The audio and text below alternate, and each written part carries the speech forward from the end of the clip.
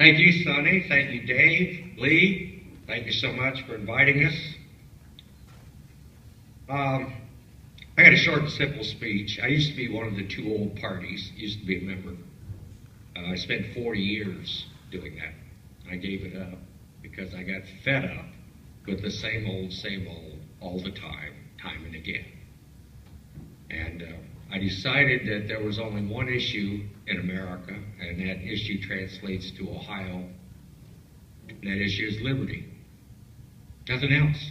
Everything that you've heard here today, every issue you face, whether it be government spending or government taxation or anything that involves any aspect of your life, it's a simple matter of liberty. Are we free to make our own decisions about what's good for us, whether it be in our hearts, our minds, our bodies, or our souls? And so I became a libertarian because that's the bottom line. It's freedom and liberty, and I should be less informal. But I decided to take on this race against John Kasich for a couple of reasons. Number one is I believe that Ohio is positioned to lead this nation down the path towards liberty. And the reason I believe that is I think the nation is beyond our salvation. It's too big. It's too oppressive. The national government is. Too many people have bought into the Big Brother goodie wagon. And I'm talking about people who are, I don't mean just recipients and dependents. I mean people who are also part of the working system and all that. I mean, ask any Social Security recipient if they want to give it up for liberty. It's going to happen.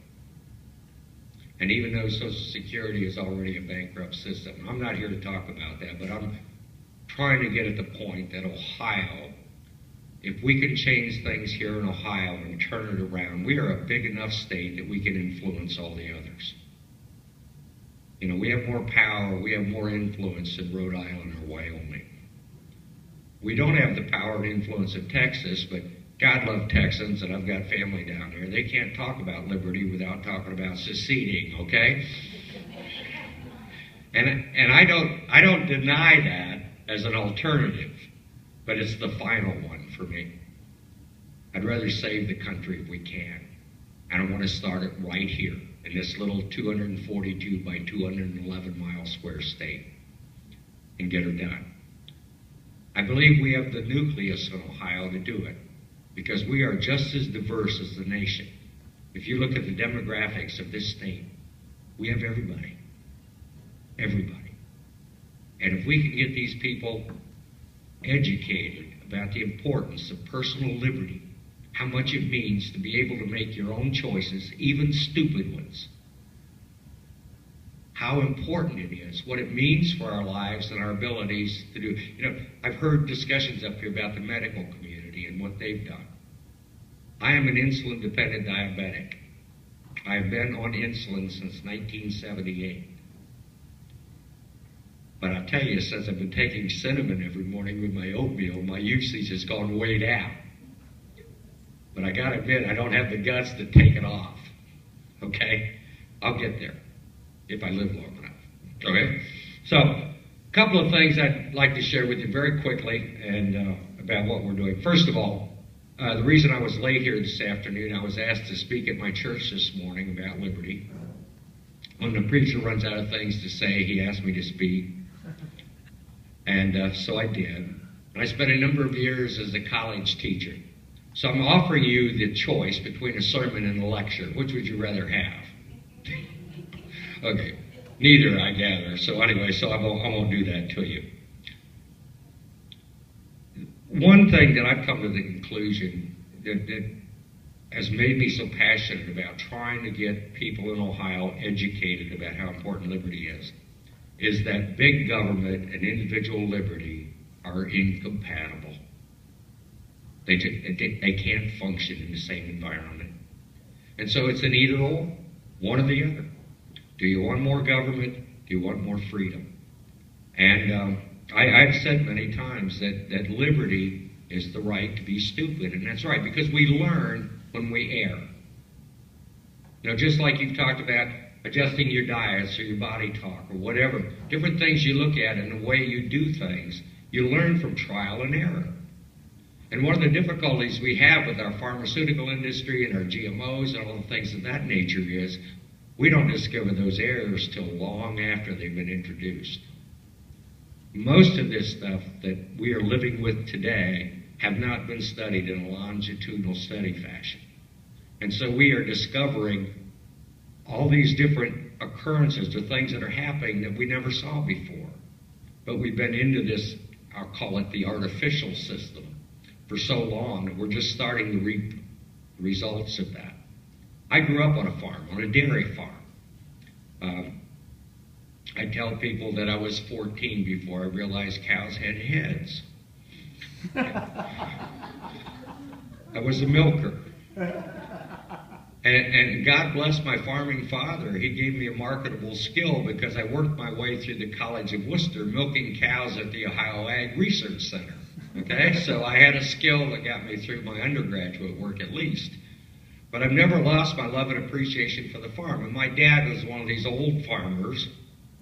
He's gone now. He left us 10 years ago to go to a better place, I assume, where the grass is greener and, you don't put herbicides and pesticides on everything. But anyway, we rotated our crops. We didn't over-fertilize. We raised livestock up the wazoo so that we could put natural manure on our fields rather than put all this other magnificent compounds that nobody could read or understand on there that later would make us all stupid. So he taught me a lot about treasuring the soil and appreciating good stewardship. And that's the bottom line. Our people today who are providing us with our food, our sustenance, are not stewards. And I think it's easy for those of you in this room who are engaged in enterprise here. Yes, you want to make a profit.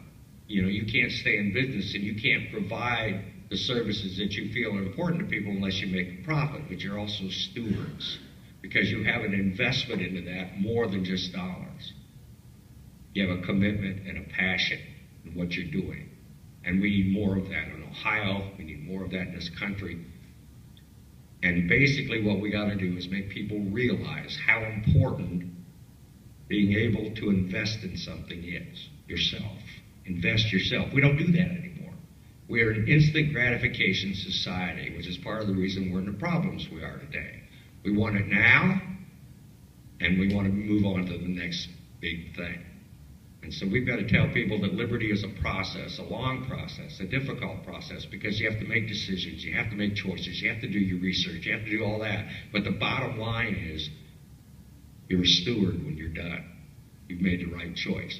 Now, before I go any further and get into the sermon mode, I do want to introduce my Lieutenant Governor candidate, Sherry Clark. Sherry's from Delaware County.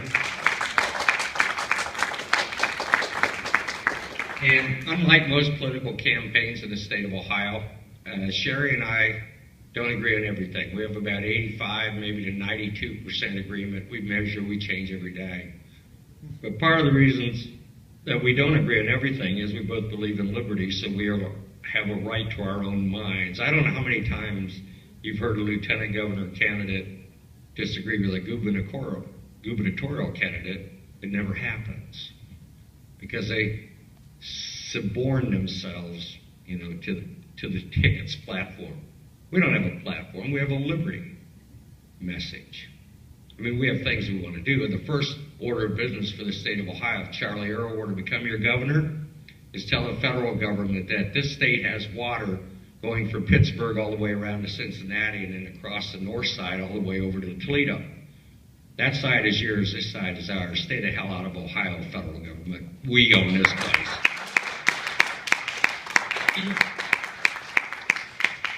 Had a little discussion with Mike out front. I am an Articles of Confederation guy, but I do obey the Constitution of the United States because it is the recognized law of the land, even though there's some question about the ratification process.